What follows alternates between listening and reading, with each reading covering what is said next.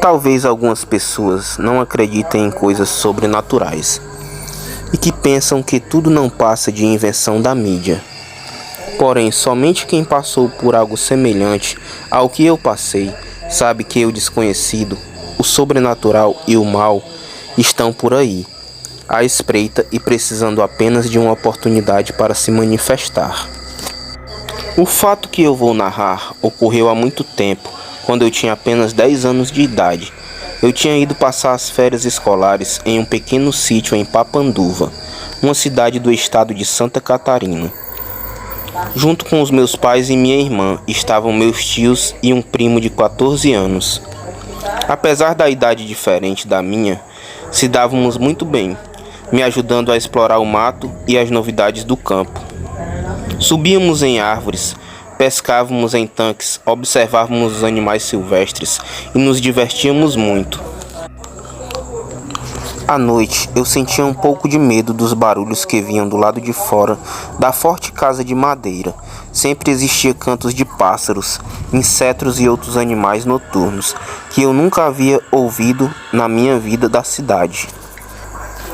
Mas ficávamos conversando sobre os acontecimentos do dia e eu adormecia cansado dos exercícios físicos que a vida de brincadeiras no sítio proporcionava.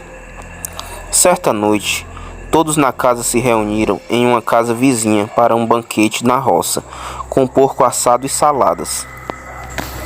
Após a refeição, os adultos ficaram conversando e eu e o meu primo acabamos por ficar entediados com aquilo tudo. Então pedimos autorização para ir embora. O filho do vizinho nos levaria de charrete até a casa e lá iríamos dormir. Acreditando que não havia risco algum e sabendo que o garoto de 13 anos levaria uma pequena espingarda consigo, nossos pais não viram problema algum. Eram 11 horas da noite quando entramos na casa, nos dirigimos até o quarto e nos preparamos para dormir. Nós três conversávamos bastante, quando ouvimos um estalo de madeira do lado de fora. Todos ficamos quietos, tentando ouvir mais alguma coisa. Um rangido de madeira nos fez adivinhar que o barulho vinha do piso da varanda, que circundava toda a casa. Um medo começou a invadir meu corpo e passei a tremer. Embora tivesse vergonha de dizer isso para o meu primo e o novo amigo. Sem fazer barulho, o filho do vizinho desligou o fogo do lampião, que iluminava o quarto. Estávamos tão quietos que podíamos ouvir uma respiração do outro lado. Parecia que todos estavam tensos com aquilo. Deve ser um bicho do mato, sussurrou o meu primo. Quase no mesmo instante, outro barulho na madeira foi ouvido. Parecia que sua origem estava muito mais próxima. Talvez do lado de fora da janela do quarto. Tentei me acalmar, pensando que o animal não poderia entrar por aquela janela. A janela era bem pesada de madeira. Inclusive, toda a casa era antiga e feita com madeiras grossas. As portas e janelas eram bem sólidas e resistentes. Porém, esse pensamento não me confortou muito, quando ouvimos uma espécie de baforada. Era como se alguma coisa estivesse farejando ou respirando nos vãos das janelas. Nós três ficamos próximos uns dos outros. Agora eu já não tinha mais vergonha do que estava sentindo, pois parecia que os dois mais velhos estavam com mais medo do que eu. Então perguntei sussurrando ao filho do vizinho sobre o que poderia ser aquilo mesmo no escuro. Pude sentir um medo no rosto do garoto, que sussurrou com a voz embargada: lobisomem. Depois de ouvir essa palavra, todo o meu corpo começou a tremer. Senti lágrimas rolarem pelo meu rosto.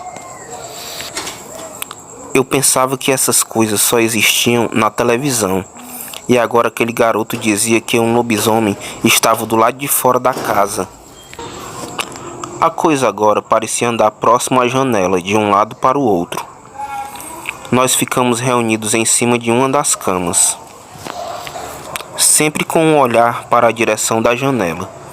Quando meu primo, um pouco descrente da história, que um lobisomem estava do lado de fora da casa, sussurrou que devia ser apenas um bicho e se aproximou cautelosamente da parede,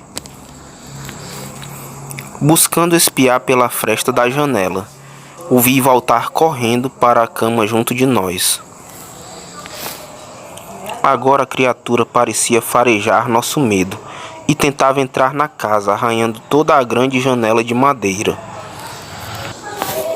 Uma espécie de rosnado foi ouvido, e eu tive certeza que aquilo entraria na casa e mataria a todos. Meu primo não disse o que viu, mas ficou muito claro que ele sentiu muito medo daquela coisa. Agora ele sabia o que estava lá fora. Tudo isso pareceu durar uma eternidade, até que barulhos maiores foram ouvidos. Alguém estava chegando.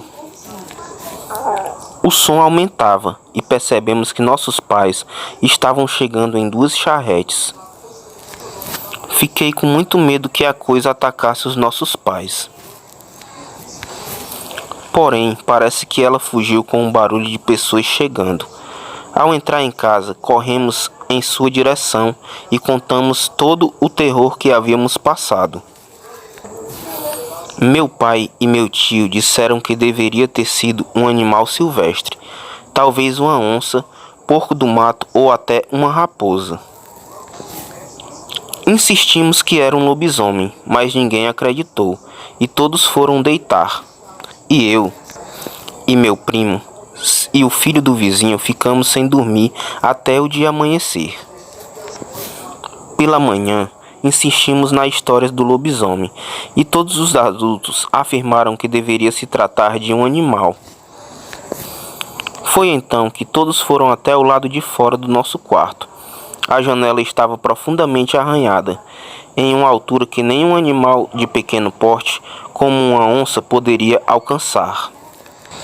E ficaram todos pasmos com o que viram. Boa noite.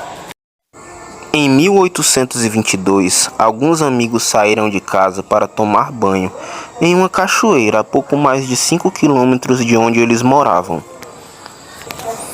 A cachoeira se localizava no meio do mato, mas o acesso era fácil. Os amigos eram André, José, Camilo, Giovanni, Natália e Maria. Todos saíram às 2 da tarde, chegaram lá, tomaram banho, brincaram, mas na hora de voltar, eles perceberam que suas roupas tinham sumido e foram procurar, até que diante deles um homem apareceu coberto de lama e sangue. Todos ficaram assustados e tentaram ajudar o homem, mas de repente o homem caiu no chão e começou a gritar. Natália tentou ajudar, mas então José começou a chorar e sabia o que estava acontecendo com o homem. José gritou para todos saírem dali o mais rápido possível, e assim fizeram.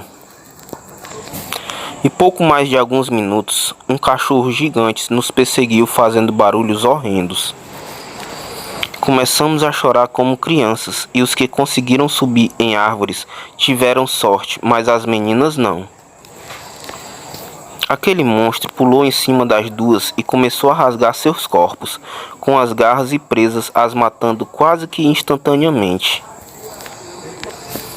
Camilo não conseguiu se segurar e caiu quebrando a perna. Aquele monstro olhou para ele e uivou, atacando e arrancando sua cabeça.